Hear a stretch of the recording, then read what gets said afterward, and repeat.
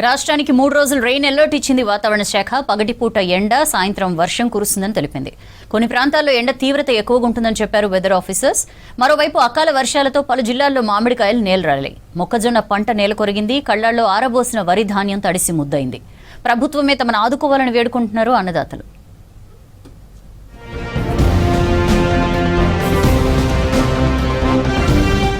రాష్ట్ర వ్యాప్తంగా 2 రోజుల నుంచి విభిన్న వాతావరణం కొనసాగుతోంది.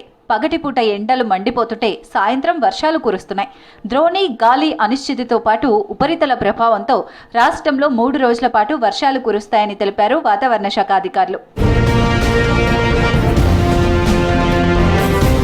ఆసిఫాబాద్, మంచిర్యాల, నిర్మల్, నిజామాబాద్, కరీంనగర్, జగిత్యాల, భువనగిరి జిల్లాల్లోని కొన్ని ప్రాంతాలలో ఆగకుండా వర్షం కురిసింది. రేపు, ఎల్లుండి ఉరుములు, మెరుపులతో కూడిన మోస్తారు వానలు పడతాయన్నారు వెదర్ ఆఫీసర్లు.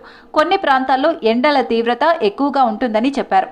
గంటకు 40 నుంచి 50 కిలోమీటర్ల వేగంతో ఈదురు గాలులతో పాటు పిడుగులు పడే ఛాన్స్ ఉందన్నారు. నిజామాబాద్ జిల్లా వ్యాప్తంగా భారీ వర్షం పడింది. బోధన్, బాల్కొండ, కామారెడ్డి, జుక్కల్లో వర్షాలు పడ్డాయి. బాల్కొండ నియోజకవర్గంలో ఈదురు గాలులతో కూడిన మోస్తారు వాన పడింది. అకాల వర్షానికి కల్లాల్లో వరి ధాన్యం, మొక్కజొన్న పంటలు తడిసి ముద్దయ్యాయి. కోతకు వచ్చిన వరి పంట అకాల వర్షాలతో నేల రాలిపోవడంతో ఆవేదన వ్యక్తం చేస్తున్నారు రైతులు. జగిత్యాల జిల్లాలో తెల్లవారుజామున వర్షం పడింది. అకాల వర్షానికి కల్లాల్లో ఆరబోసిన మొక్కజొన్నలు తడిసిపోయాయి.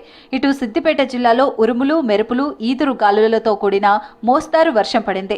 వర్షానికి హుస్నాబాద్ మార్కెట్ యార్డులో రైతులు ఆరబోసిన మొక్కజొన్నలు తడిసిపోయాయి.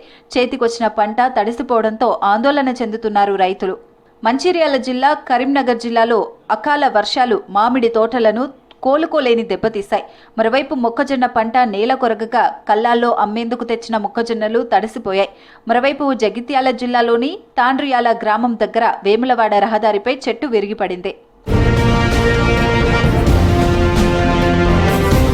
ప్రజలు, రైతులు అప్రమత్తంగా ఉండాలని సూచించారు వాతావరణ శాఖ అధికారులు. ఈదురు గాలులు వీచే సమయంలో ప్రజలు చెట్ల కింద, విద్యుత్ స్తంభాల దగ్గర ఉండవద్దని, సురక్షిత ప్రాంతాలకు వెళ్లాలని సూచించారు.